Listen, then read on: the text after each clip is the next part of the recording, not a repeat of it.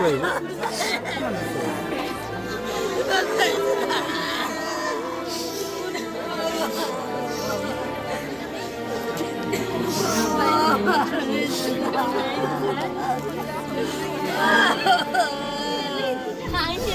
আমি সেই এক্সিডেণ্ট হোৱা বুলিয়ে গম পালোঁ। তেওঁ ঘৰৰ পৰা কৈ কামত ওলাই গৈছিলে বোলে। ওলাই যাওঁতে তাৰপিছতে তেখেতৰ ৱাইফে ফোন কৰিলে ক'ৰ পালেগৈ বুলি।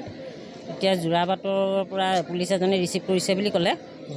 পুলিচজনে ক'লে আপুনি কোন হয় এনেকৈ সুধিলে। তেওঁ বোলে ক'লে মই তেখেতৰ ৱাইফে কৈছোঁ। কৈছে মই পুলিচে ফোনটো ৰিচিভ কৰিছোঁ, তেখেতৰ এক্সিডেণ্ট হৈছে, আমি GMCHলৈ তেখেতক নি আছোঁ।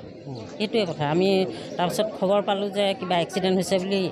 আমিও লগে লগে তালৈ গ'লোঁ। গৈয়ে পাওঁ যে তেওঁক মানে হেৰি পষ্টমৰ্টম কৰিবলৈ সোমাই লৈ গ'ল। তেনেকুৱা। এতিয়া আপোনালোকে বডিত কি দেখিছে? বডিত আমি সেনেকৈ একো দেখা নাই। তেজ ওলাই আছে নাকৰ পৰা, সেইটোৱে দেখা পালোঁ। আৰু ভালকৈ চাবও পৰা নাই নহয়। কি বুলি ভাবে এইটো দুৰ্ঘটনা? কি ভাবে এতিয়া দুৰ্ঘটনা বুলিয়ে ভাবি আছোঁ। আৰু এতিয়া এক্সিডেণ্ট বুলি কৈছে, আমি এক্সিডেণ্ট বুলিয়ে ভাবি আছোঁ।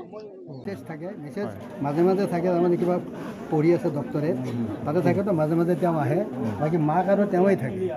তেওঁ ইমান দিনটো কষ্ট কৰি আহিও ৰাতি ভাত বনাই মই নিশ্চয়কৈ দেখোঁ। মোৰ এইটো সদায় দেখা পাওঁ। ইমান এক্টিভ ল'ৰাটো সমগ্ৰ ঘৰতকৈ মানে বাইক লৈ গ'ল, এই মাত্ৰ গাড়ী লৈ গ'ল আৰু ইমান দূৰ তাতে যাই থাকে কৰ্মস্থলী।